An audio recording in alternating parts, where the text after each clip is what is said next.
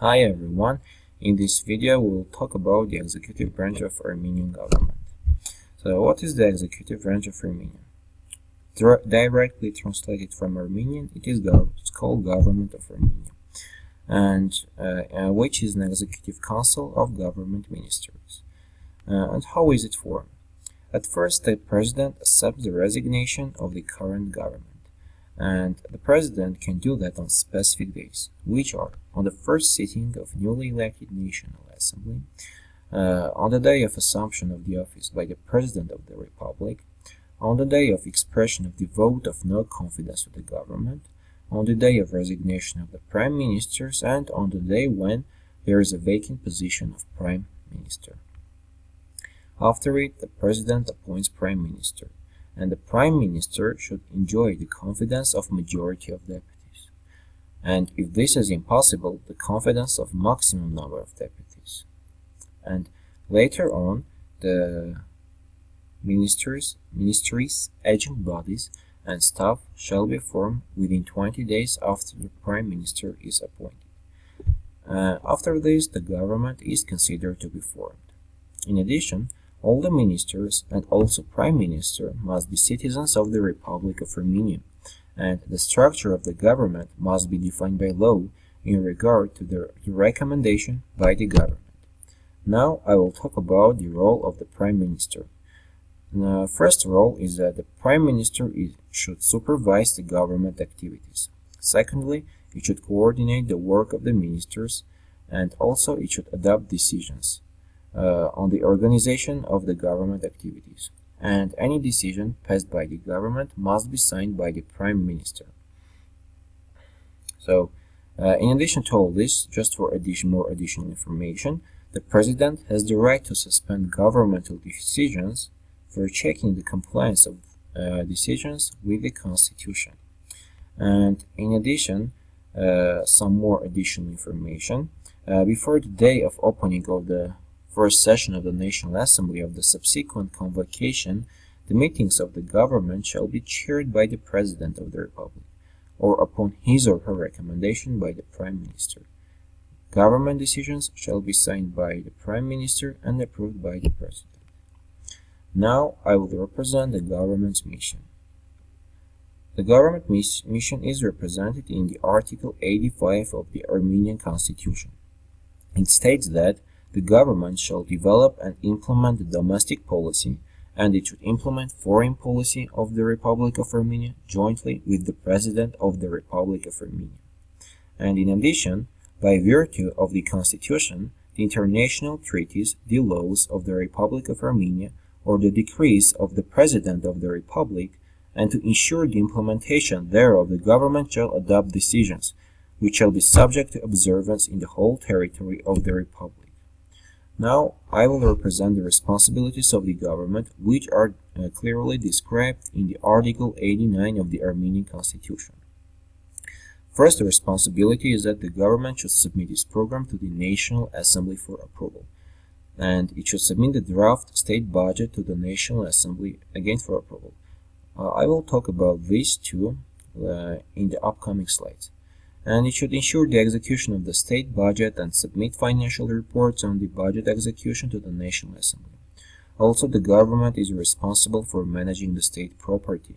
In addition, it should implement unified state policies in the areas of finances, economy, taxation, laws, and credit. And it should implement the state territorial development policy.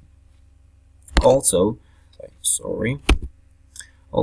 government is responsible for implementing state policies in the areas of science, education, culture, health, social security, and environmental protection.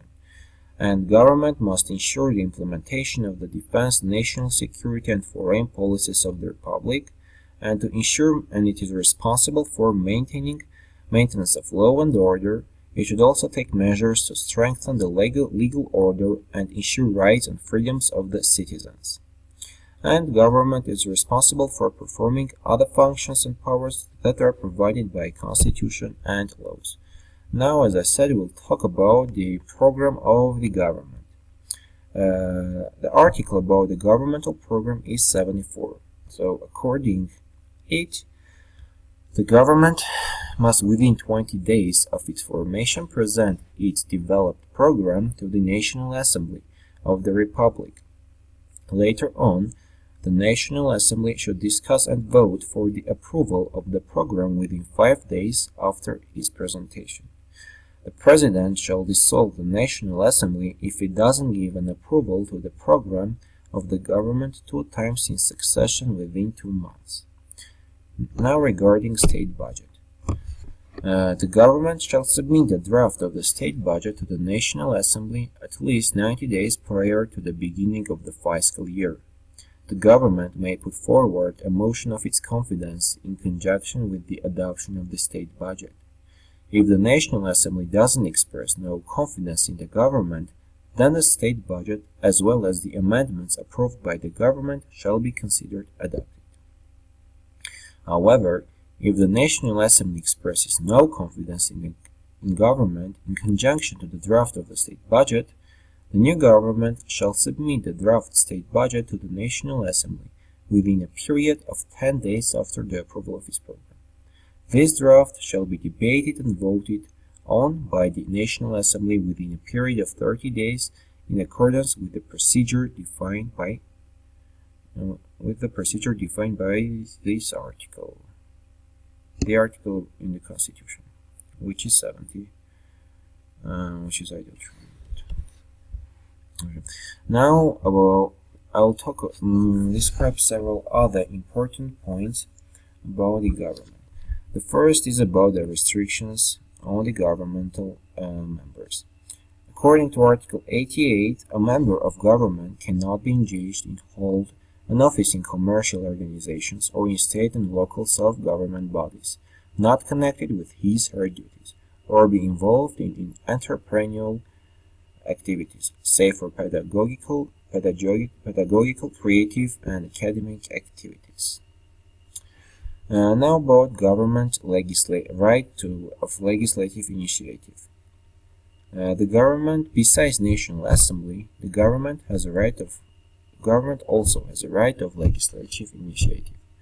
Moreover, it has the right to determine the sequence of the debate for its proposed draft legislation, and can demand that they be voted only with amendments acceptable to it. The government may put forward a motion on confidence in the government in conjunction with the adoption of the draft law proposed by the government, like similar to the state budget, and if within 24 hours after the government has raised the question of the vote of confidence, a minimum of 1/3 of the total number of deputies doesn't put forward a draft resolution on expressing no confidence in the government, or if no resolution on expressing no confidence in the government is adopted by the majority of the total number of deputies, the draft law proposed by the government shall be considered adopted. However, the government cannot put a motion of confidence more than 2 times in any single session. The third important point is about communities. Government may remove the head of the community in cases prescribed by the law on the basis of conclusion of the Constitutional Court. And about regional governments, according to Article 88.1, regional governors are appointed and dismissed by decisions of government, and they are validated by President. The regional governors shall pursue the territorial policy of the government, coordinate the activities of the territorial services of the executive bodies, and safeguard activities prescribed by the law. And structure of the current government. The current government is constructed from 80 ministries. Examples of ministries are Minister of Defense, Minister of Diaspora, Minister of Nature Protection. And each of these ministries is responsible for implementing and elaborating governmental policies in their spheres. And government also has 6 adjunct bodies. Examples of adjunct bodies are police, National Security Service, and etc. Similar to ministries, adjunct bodies are responsible for implementing governmental policies in their respective spheres. Now we'll talk about the Soviet Armenia's government. The government structure of the Second Armenian Republic, or the Soviet Socialist Republic of Armenia, was similar to that of other Soviet republics. In the Constitution, it is mentioned in the Constitution of USSR that the highest executive and administrative organ of state power of a Union Republic is the Council of People's Commissars of the Union Republic. It was chosen by that council was chosen by Supreme Soviet of the Union Republic, which was the only legislative body in the Union Republic, and the highest organ of state power. The Council of People's Commissars, had the following structure. The highest position at the top was chairman, then came vice chairman, then chairman of State Planning Commission, and etc. The Council issued orders and decisions and supervised their execution. And the Council was responsible mainly to Supreme Soviet. And between the sessions of the Union Republic's Supreme Soviet, the Council was responsible and accountable to the Presidium of the same Supreme Soviet. And finally, we will represent the First Republic's government. The First Republic of Armenia had unfortunately, very short life. It lasted its existence starting in 1918 and it ended on 1920. On May 13, 1918, the Armenian Revolutionary Federation decided that Armenia must be a republic under a provisional coalition government. It was decided that the republic must have its own constitution and self-governing system. The government of the republic was headed by a prime minister, who was chosen by the National Council of Armenia. Later on, prime minister himself formed his cabinet. Prime minister was accountable for international, domestic, and regional issues. In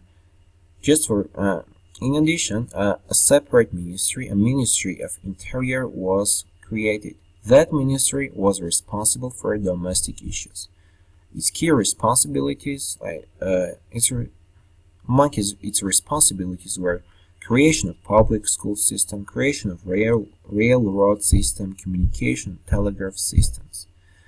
And all these responsibilities were controlled by a specific department, and each of which later became a separate ministry. And this is all. We represented the Constitution and all points about the current government, and also we briefly represented the structures of First Republics and Second Republics of Armenia's government. And this is all. Thank you for your attention. Please like, subscribe, and share our video.